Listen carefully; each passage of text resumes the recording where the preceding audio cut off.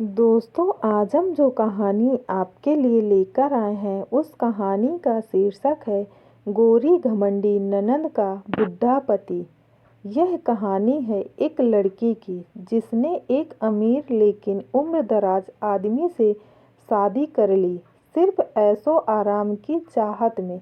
लेकिन उसकी ननंद जो बहुत घमंडी और क्रूर थी, उसे अपने घर में स्वीकार नहीं कर पाए। धीरे धीरे उस लड़की के साथ अजीब घटनाएं होने लगीं। यह कहानी न केवल डरावनी है बल्कि हमें यह सिखाती है कि लालच और घमंड का अंजाम कितना भयानक हो सकता है। लालच का जाल। गांव की साधारण लड़की राधा की हमेशा से यह ख्वाहिश थी कि वह अमीर बने और राजाओं जैसी जिंदगी जिए। जब उसकी शादी शहर के मशहूर व्यवसायी शेखर से तय हुई तो उसने बिना सोचे समझे हाँ कर दी।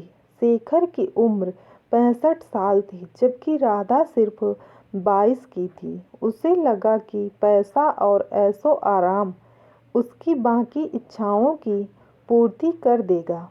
शादी के बाद जब वह शेखर के घर पहुंची तो वहां उसका स्वागत उसकी ननंद विमला ने किया। विमला करीब 45 साल की थी, लेकिन उसकी उम्र से बहुत छोटी और खूबसूरत दिखती थी।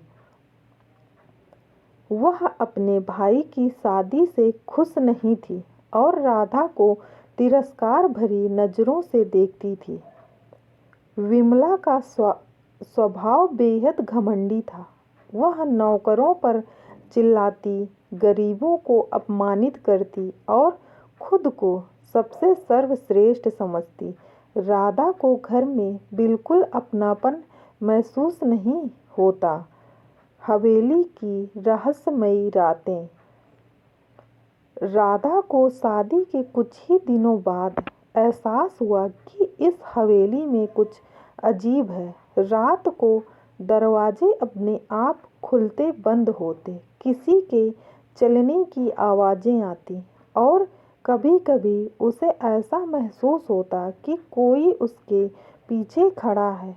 एक रात जब वह अपने कमरे में सो रही थी तो अचानक उसकी आंख खुली।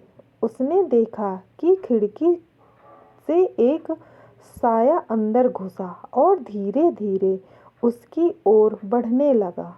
राधा चीखने ही वाली थी कि तभी दरवाजा खुद ब खुद बंद हो गया और वह साया गायब हो गया।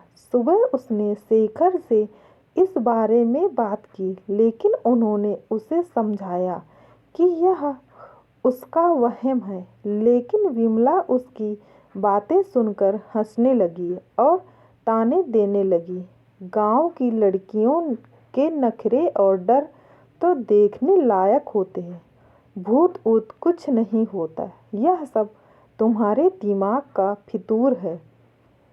राधा को विमला की बातों में कुछ अजीब महसूस हुआ। ऐसा लग रहा था जैसे वह जानबूझकर इन चीज़ों को छिपा रही हो। बूढ़े पति का रहस्य। धीरे धीरे राधा को समझ आने लगा कि शेखर के स्वास्थ्य में भी अजीब बदलाव आ रहे थे। दिन ब दिन वह कमज़ोर होते जा रहे थे। उनकी आंखों के नीचे गहरे काले घेरे बन चुके थे और वे आधी रात को डरकर उठ जाते थे। एक रात राधा की नींद अचानक खुली तो उसने देखा कि शेखर अपने कमरे से निकलकर हवेली के पुराने तहखाने की ओर जा रहे थे। राधा ने हिम्मत जुटाकर उनका पीछा किया। जब वह नीचे पहुंची तो उसने देखा कि विमला वहां पहले से मौजूद थी। वह शेखर के सामने खड़ी कोई तंत्र मंत्र पढ़ रही थी। राधा को यह सब देखकर झटका लगा।